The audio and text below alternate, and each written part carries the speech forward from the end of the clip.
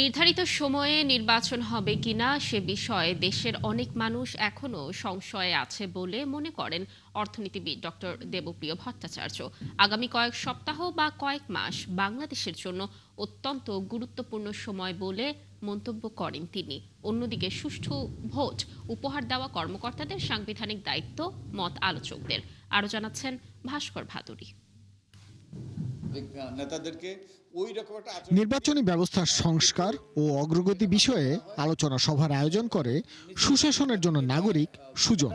নির্বাচন নিয়ে শঙ্কা ও সম্ভাবনার কথা তুলে ধরেন অংশগ্রহণকারীরা। আলোচনায় অংশ নেন অর্থনীতিবিদ ডক্টর দেবপ্রিয় ভট্টাচার্য।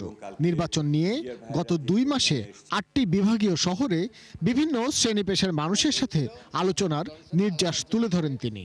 এই মুহূর্তে নির্বাচনের বিষয়টি সর্বাপেক্ষা গুরুত্বপূর্ণ স্তম্ভ হয়ে আমাদের উত্তরণের সময় এসেছে, সেহেতু আমাদের সমস্ত মনোযোগের বিন্দুতে এখন নির্বাচনের বিষয়টি রয়েছে।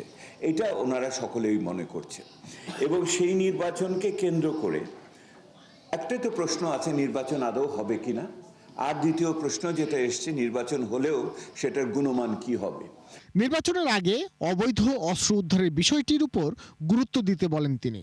বাংলাদেশের আগামী কয় মাস বা কয় সপ্তাহ আর এটা একটা গুরুত্বপূর্ণ সময়ের ভিতর দিয়ে যাচ্ছে। এই সময়কে অবহেলা করার কোনো সুযোগ আমাদের নাই। আমাদের একত্রিতভাবে, যৌথভাবে, রাজনীতিবিদদের সাথে একত্রিতে, সরকারের নির্বাচন প্রক্রিয়ার সাথে যুক্তদের সাথে থেকে এবং সেনাবাহিনী সহ আইন রক্ষাকারী বাহিনীর সাথে একসাথে আমাদের কাজ করার এটাই সময়। নির্বাচনী কর্মকর্তারা জনগণকে ভোট উপহার দিবে এমন ধারণা থেকে বের হয়ে এসে বিষয়টিকে সাংবিধানিক দায়িত্ব হিসেবে গ্রহণ করতে হবে বলে মত দেন আলোচকেরা। দলের গঠনতন্ত্রে অঙ্গ সহযোগিতা, ছাত্রলীগ, ছাত্র দল, ইসলামী ছাত্র সংঘ, ওই যে কি ইসলামী ছাত্র সংঘই তো, তারপর এরা যাতে এগুলো যাতে না থাকে। তো দলগুলো যেটা করেছে যে তাদের গঠনতন্ত্র থেকে বাদ দিয়েছে, কিন্তু তারা বলেছে এগুলো তাদের ভাতৃপ্রতিম সংগঠন।